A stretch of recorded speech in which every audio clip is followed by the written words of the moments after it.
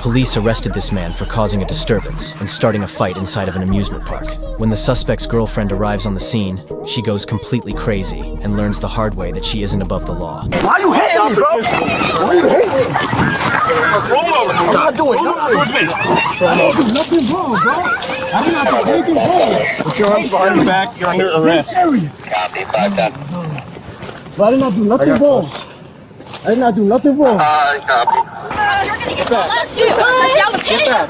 What are they touching you for? Don't touch me. I know. What are y'all touching me for? Why are y'all touching him for? Why y'all putting me under arrest for? I didn't do nothing. Bro, I didn't do nothing. What are y'all arresting me for? I got the what are you arresting me for? Don't touch me. Oh, I'm not doing this. No, what are you arresting me for?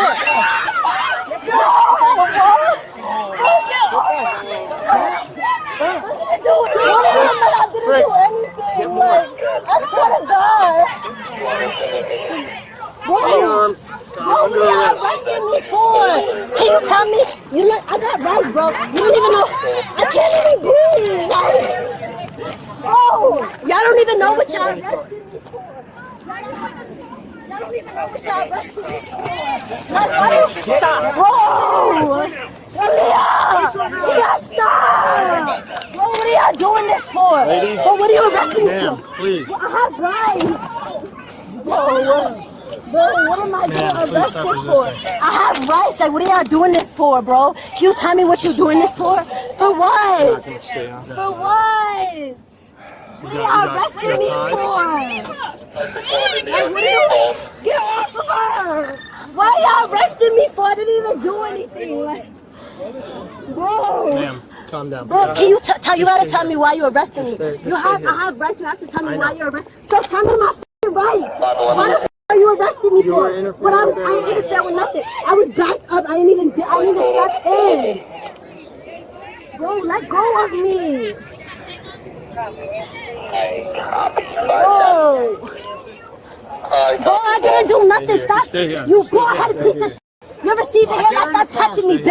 If I spit on you, I'm my mother. Putting on keys or swimmer cuffs? No, she keeps slipping that smaller cuffs. Bro, don't touch me. Why y'all touching me for? Stop resisting. Bro, get the off of me, bro. Bro, what are you touching me for? Like, bro, pass me my phone, Aaliyah. Pass, bro. Watch when I get out of here. Show us assistant why y'all grabbing me so aggressively? Stop fighting. Stop fighting. Be softer then. Show us out with JPD assisting with multiple arrests. No.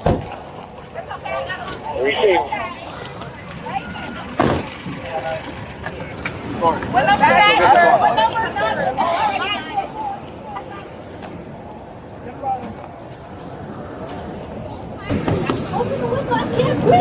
She can't fit in the cuffs. The fuck? God damn it! Bro, stop talking to me. Okay. She went to get her shit.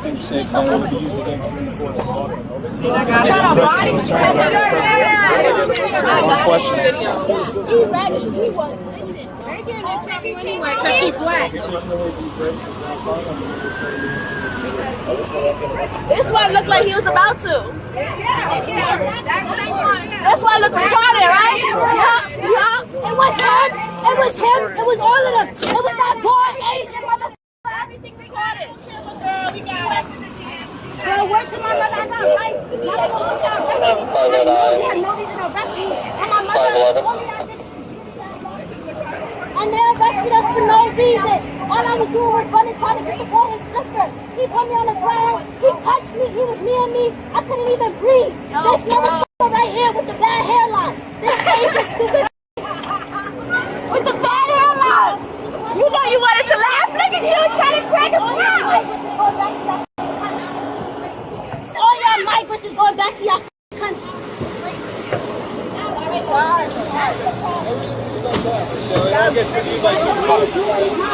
You're not about to do that.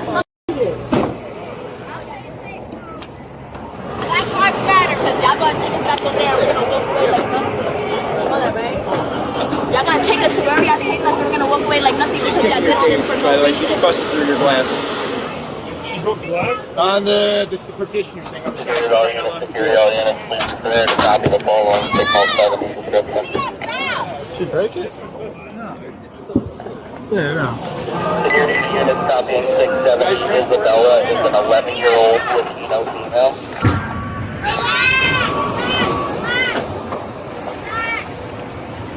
Like, how can y'all tell me to relax? Y'all not back here with these bitches. Man, please relax. Shut the f up. What am I mother stop talking to me? Stop coming over here if I spit on you.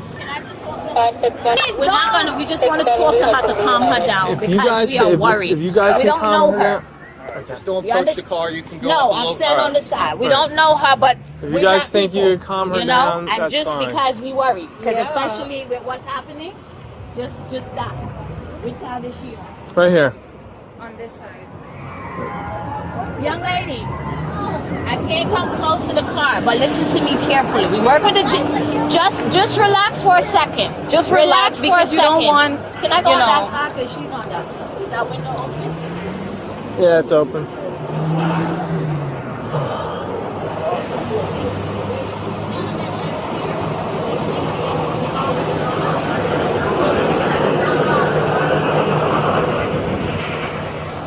In order for you to be safe, 27580. Yeah. I'm coming out. I don't understand why they have to treat you that way. You understand? But at the end of the day, the more you react, the more they treat you that way. It's not so bad if it's well, it's elevated. You one, go ahead. You're not helping. You make sure your relay is on, please. You understand what I'm saying? 10-4. When you use that phone very smartly, make sure the person that you understand what I'm saying? They won't.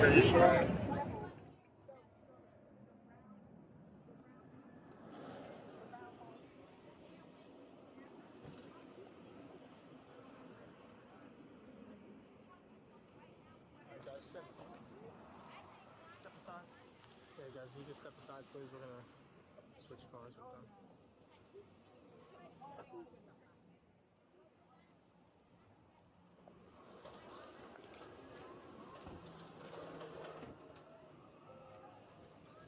License and registration, and keep your hands where I can see them. I'm in uniform, officer. What's the stop for? Don't play smart with me. This ain't your jurisdiction. You stealing his SUV? No, it's issued. County badge. William Carter, Deputy Sheriff. On a quiet highway in Fulton County, a routine patrol turned into a decision that would embarrass an entire department. Two officers spotted a black man behind the wheel of a county-issued SUV, and instead of running the plates or following protocol, they acted on their assumptions. Within seconds, a stop that should never have happened became tense, loud, and completely unnecessary. And the worst part? They had no idea the man they were shouting at wasn't a suspect at all, but a sheriff's deputy with more authority than both of them combined. Before we go any further, comment where in the world you are watching from, and make sure to subscribe, because tomorrow's story is one you don't want to miss. Sheriff's Deputy Marcus Rivers, 38 years old, had been serving Fulton County for nearly 15 years. Known in his department for staying calm in situations where other deputies lost patience, Marcus built a reputation for being the officer people called when a situation needed steady hands. On this day, he wasn't responding to any call. He was simply headed back to the county courthouse after finishing paperwork at a local substation, cruising in a black county-issued Chevy Tahoe. Marcus drove with one hand lightly resting on the wheel, the afternoon sun reflecting off the badge clipped to his duty belt. His radio hummed quietly in the background as he switched lanes, thinking about nothing more intense than whether he'd have time to grab lunch before his next meeting. The road was quiet until a white Ford Crown Victoria slid out from the median and glued itself to his rear bumper. Marcus checked his mirror. The patrol unit stayed uncomfortably close. He could see two officers inside, but he didn't recognize either of them. The driver, Officer Daniel Whitford, leaned forward with narrowed eyes while his partner, Officer Kyle Brenner, pointed at something inside their dashboard. Marcus had seen looks like that before. The kind of look officers gave when their minds had already made a decision before their training could catch up. Moments later, red and blue lights exploded behind him. Marcus sighed, slowly, controlled. He eased the SUV onto the shoulder and shifted into park. Even before his door fully clicked shut, Whitford and Brenner were already stepping out, hands too close to their holsters, tension too high for a traffic stop without explanation. Whitford barked, "Driver, keep your hands where we can see them." Marcus lifted both hands, palms open, resting them on the steering wheel. "Officer, is there a reason for the stop?" His voice stayed calm, steady, automatic. But Whitford didn't answer. Instead, he walked toward the SUV like he was approaching a threat, not a fellow officer. Brenner circled toward the passenger side, scanning the interior like he was trying to find something to confirm whatever he already believed. Whitford reached the window. He didn't ask for license and registration. He didn't introduce himself. He didn't give a reason for the stop. No, he just stared. "This your vehicle?" Whitford asked, voice clipped, suspicious. "It's assigned to me," Marcus replied. "I'm on duty, headed back to the courthouse." Whitford's eyebrows pulled tight. "Oh yeah? You work for the county? Doing what exactly?" Marcus didn't move an inch. "Sheriff's deputy." Brenner let out a low, skeptical laugh from the other side of the SUV. "Sure you are," he muttered. "Badge in the wrong hands doesn't mean much." Marcus kept his breathing even. He had dealt with officers like this before, officers whose assumptions ran ahead of their professionalism. But what surprised him was how quickly they were escalating without even checking the plates on the vehicle, which clearly showed government markings. "Officer Whitford," Marcus said calmly, "my identification is on my belt. I'm going to reach for it slowly so you can confirm who I am." Whitford held up a hand sharply. "Don't move, not yet." Brenner stepped closer, now peering through the back window. "He's got equipment back here," he said. "Big bag, tactical case, radio charger. Something feels off." Marcus kept his tone level. "That's my issued gear." Whitford's jaw tightened. "We'll see." Something shifted in the air then, one of those subtle changes that told Marcus the situation wasn't just unprofessional. It was turning dangerous. And fast. Whitford's hand hovered near his holster. Brenner's eyes darted around the interior like he was searching for something that wasn't there. Neither officer looked like they were listening to what Marcus was actually saying. They were reacting to what they assumed he was. Whitford stepped back slightly, as if preparing to take control of the moment in the worst possible way. "All right," he said. "Here's what's going to happen. You're going to step out of the vehicle, nice and slow. We'll sort the rest out after." Marcus didn't move. "Not yet." "Before I touch anything," he said, meeting Whitford's eyes through the window, "I need to let you know something important." Marcus held Whitford's stare through the window, his voice steady, controlled, but carrying enough weight to make any professional pause. "Before I touch anything," he said, "you need to know that everything happening right now is being recorded on 3 cameras. Your body cams, my dash cam, and the courthouse system I'm reporting to." The words didn't calm Whitford. They rattled him. He stepped back from the window like he hadn't expected confidence. Like authority coming from Marcus felt like a challenge rather than a fact. Brenner shifted too, glancing toward the dash cam on Marcus's windshield as if he'd forgotten that police vehicles recorded automatically. But Whitford forced his voice back into dominance. "Step out of the vehicle," he repeated, louder this time. "Now!" Marcus slowly opened the door. Not fast, not dramatic, just enough to show he wasn't resisting anything. The sun hit his uniform first, the badge gleaming clearly on his belt as he stepped onto the shoulder. But instead of acknowledgement, or even embarrassment, Brenner muttered under his breath, "Could have gotten that online." Whitford circled behind Marcus immediately, his tone clipped. "Hands behind your back." "For what reason?" Marcus asked. His tone wasn't aggressive, just factual. He was giving them a chance to correct themselves, to step back into policy, to think. But they didn't. Whitford grabbed Marcus's wrist the way rookie officers did. Quick, rough, impulsive. Marcus didn't pull away, didn't twist, didn't react. He had restrained dozens of suspects in his career, and he knew something those two didn't. Panic is contagious. Calm is power. I'm not resisting, Marcus said, letting his arms lower behind him naturally. But you still haven't told me the reason for the stop. Brenner didn't wait for protocol. He moved straight to the back door of the SUV. Hey, Marcus said, turning slightly, you do not have consent to search. Brenner ignored him and yanked the door open. Marcus felt his chest tighten. Not in fear, but frustration. He had worked too hard, served too long, and built too much credibility to be treated like someone who didn't belong in his own uniform. Whitford shoved him slightly, not enough to knock him down, but enough to remind him this wasn't about procedure. This was about control. Inside the SUV, Brenner began digging immediately through the radio bag, the cuffs pouch, the trauma kit. The items clattered loudly, each sound more reckless than the last. Marcus kept his voice even. That's illegal search. You know that. Whitford clicked his tongue. We'll decide what's legal. A car slowed on the highway, the driver staring wide-eyed as he passed. A moment later, another car slowed too, then another. People didn't know what was happening, but they knew what it looked like. Brenner moved to the passenger seat, tossing Marcus's paperwork, pushing aside the notebook he used for daily call logs. Tars, you got a lot of equipment, Brenner said. Bit much for a courthouse dropout. Marcus exhaled, fighting to stay composed. I'm not repeating myself. I'm a sheriff's deputy. My ID is right there on my belt. Whitford didn't look at it. He didn't want to. He wanted the version of the story he already had in his head. Then he made the mistake that finally caught attention. He pressed Marcus harder against the SUV, right as another vehicle pulled over on the shoulder.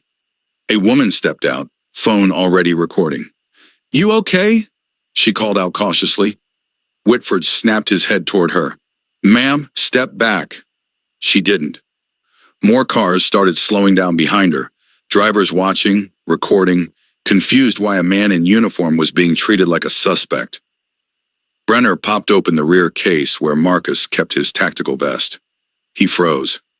Inside was a full county-issued vest, with sheriff printed in bold letters across the front.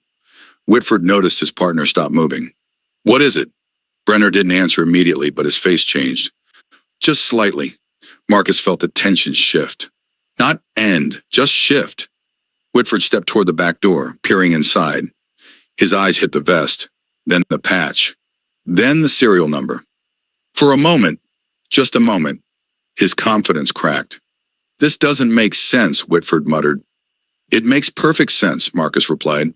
If you had run the plates, you would have known exactly who the vehicle belongs to. Brenner swallowed hard. Danny, his name's on the vest. Whitford shot him a glare like Brenner had spoken out of turn. Marcus lifted his chin. Not smug, not angry, but tired. Now you see why I kept my hands visible. Whitford didn't respond. His posture shifted, but his pride didn't. He turned back toward Marcus, trying to recover. Where's your badge ID? On my belt, Marcus reminded him. Where it's supposed to be. Whitford finally looked. Really looked. His jaw tightened. His eyes flicked between the badge, the ID, and the gear inside the SUV. Everything matched. Everything was real. Everything they had assumed was wrong. Brenner closed the back door quietly now. No more reckless searching. No more boldness. The woman recording from the roadside called out again. Is he a cop? Why are you treating him like that? Whitford didn't answer her. He couldn't. Because Brenner had just found something else. A folder with Marcus's case assignments, each stamped with the sheriff's office seal. Danny, Brenner whispered, voice cracking. We messed up. Whitford's face drained of color. Then, finally, he said the words Marcus had been waiting for since the stop began. Chief, you better come look at this. Chief Inspector Ronald Keaton wasn't the type of man who rushed anywhere. After 28 years in uniform, he walked like someone who had seen every kind of mistake officers could make. But even he wasn't prepared for what he found on the side of Highway 92 that afternoon. When Keaton stepped out of his cruiser, He expected a traffic stop. He expected a suspect. He did not expect to see a fully uniformed sheriff's deputy pinned against an SUV, while two nervous officers avoided eye contact like guilty rookies. He closed his door slowly, scanning everything.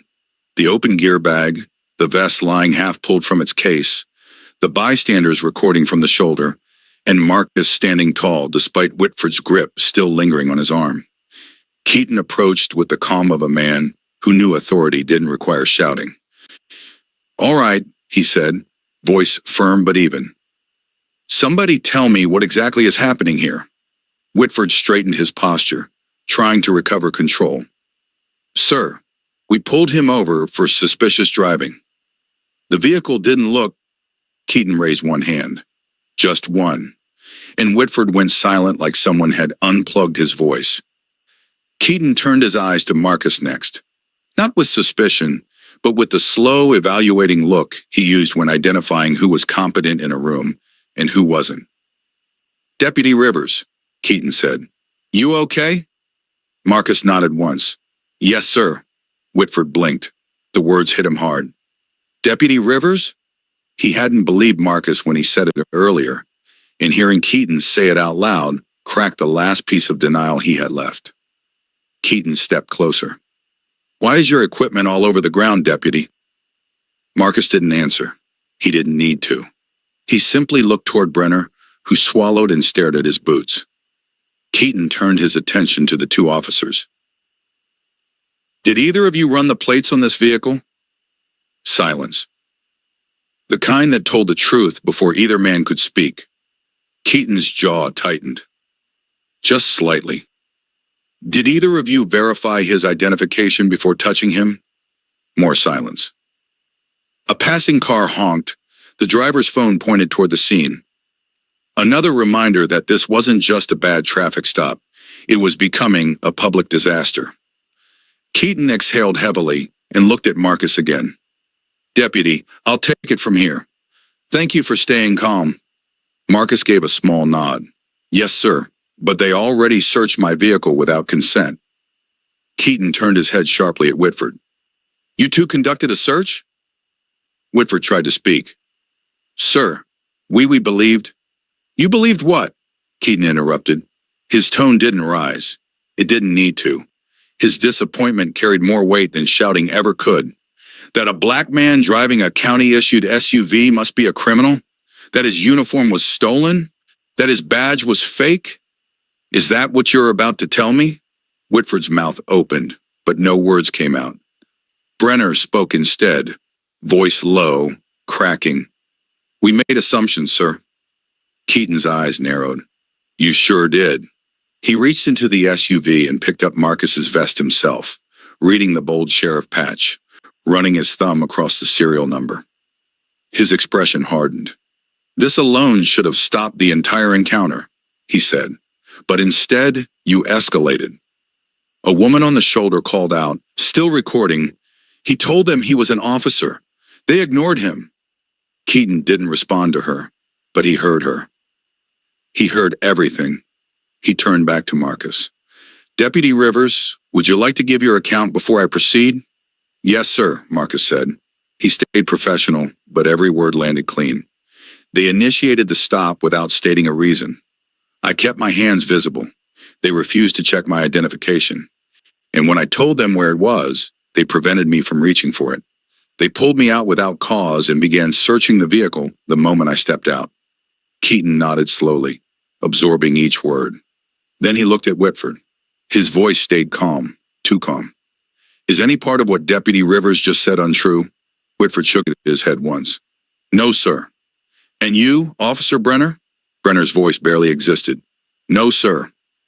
Keaton took one step closer to them, lowering his voice so only the two officers could hear, but Marcus could still catch every word. "Do you understand what you've just done?" he asked. "You illegally detained a deputy. You performed an unlawful search. You escalated a situation you created, and you did it all while your body cams were rolling and civilians were recording." Whitford's eyes dropped. Brenner's hands shook at his sides. Keaton straightened back up, addressing everyone now. Deputy Rivers, he said, you are no longer being detained. You're free to stand down.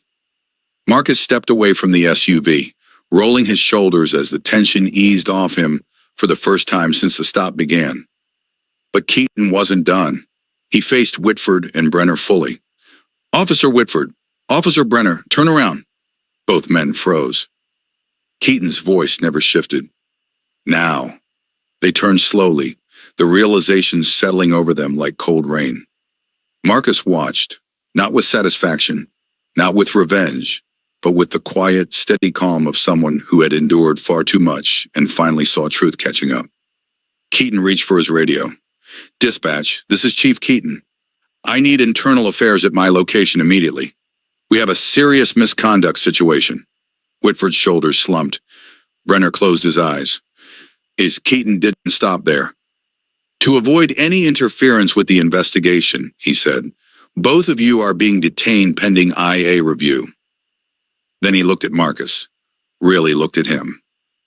If you choose to file a formal complaint, Keaton said, everything you need is already on record. Marcus nodded slowly. I intend to. Keaton gave one final command, the one that closed part 3 with the exact shift of power the viewers came for. Turn around, both of you. Hands behind your back. Chief Keaton didn't rush the handcuffing. He didn't raise his voice. He simply moved with the calm precision of someone who knew the weight of his actions. And that made the moment hit even harder. Whitford's hands locked behind his back first. The metallic click cut through the quiet highway air like a small explosion. Brenner swallowed hard, letting the same cold cuffs close around his wrists. The bystanders recording fell silent. Everyone knew this wasn't normal. Police officers being cuffed by their own chief?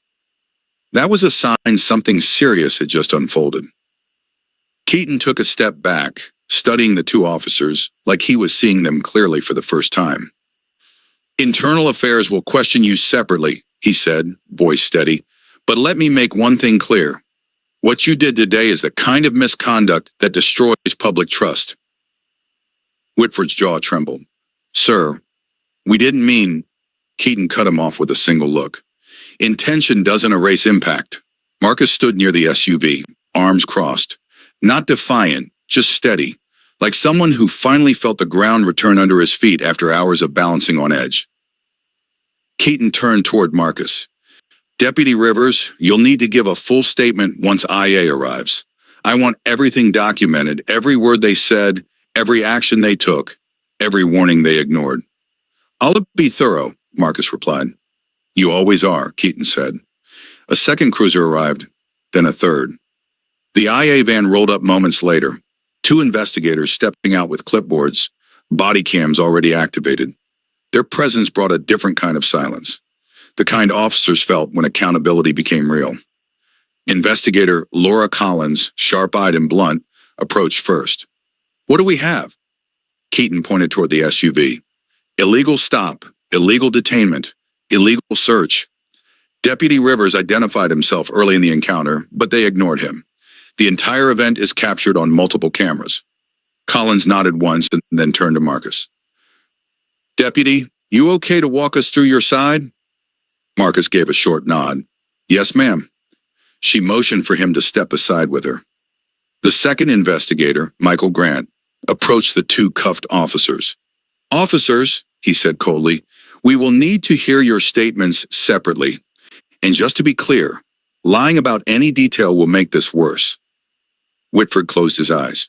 Brenner stared at the ground like it might swallow him whole. Grant didn't budge. Which one of you initiated the stop? Whitford lifted his head slightly. I did. And your reason? Whitford hesitated. That hesitation was enough. We, believed the driver didn't match the vehicle. So you profiled him, Grant said. His tone didn't change. He didn't need to raise his voice. That alone is a violation of department policy. What happened next? We asked him to step out. Grant tilted his head. Asked? Whitford swallowed. Ordered. And did he resist? No. Grant nodded slowly. Yet you escalated and searched the vehicle without consent? Whitford's voice dropped to a whisper. Yes. On the other side of the scene, Collins finished speaking with Marcus. Her face tightened, and she marched straight toward Keaton. Chief, we're opening a formal misconduct case. Based on what Deputy Rivers described and what is visible on his dash cam, we're recommending immediate suspension for both officers pending review. Keaton didn't look surprised. Already expected that, Collins continued. This isn't small. This is a civil rights issue. A sheriff's deputy being racially profiled and illegally detained? If this goes public, it's going to explode. And yet Keaton exhaled. It's already public, he said, glancing at the dozen civilians still recording. Whitford finally broke. Sir, please, we're sorry. We didn't know. Marcus stepped forward for the first time since the cuffs went on them. You didn't need to know who I was to treat me with respect, he said quietly. A uniform shouldn't be the reason you act professional. Your oath should. Whitford's mouth opened, then closed again. There was nothing he could say, not one word that didn't sound empty. Collins faced Marcus. Deputy Rivers, Internal Affairs is recommending you file a civil complaint. You have every right to. Marcus nodded once. I will. Brenner flinched. That single sentence hit him harder than the cuffs. As the IA officers guided Whitford and Brenner toward the van, one of the bystanders called out, They really arrested the wrong guy today. Another person added, This is why people don't trust cops. Keaton turned toward the crowd. Everyone, please step back. Internal Affairs has the scene. Marcus watched the officers being placed in the IA van, the same van used for officers accused of misconduct. It was surreal. He'd seen criminals loaded into those vans dozens of times. Seeing officers enter it was different. Necessary, but different. Before the doors closed, Brenner looked up, meeting Marcus's eyes for the first time without hostility. I'm sorry, he whispered, voice shaking. Really? Marcus nodded slowly. Not forgiving, not forgetting, just acknowledging. Do better, he said. If you stay in this job, do better. The van doors closed with a heavy thud. Keaton walked back to Marcus, placing a hand on his shoulder. You handled this with more patience than most officers could. Proud of you. Just did my job, Marcus replied. You did more than that, Keaton said. You kept this from becoming something much worse. As the cruisers cleared the scene and traffic resumed, Marcus returned to his SUV, sliding into the driver's seat. The interior felt familiar again. Not like a crime scene, not like a battleground, but like his workspace, his responsibility, his domain. He placed both hands on the wheel, breathed in deeply, and finally pulled back onto the road. Because even after a day like this, the job didn't stop. The badge didn't stop. And neither did he. If you believe this situation was handled completely wrong, tell me what you think and don't miss what happens next.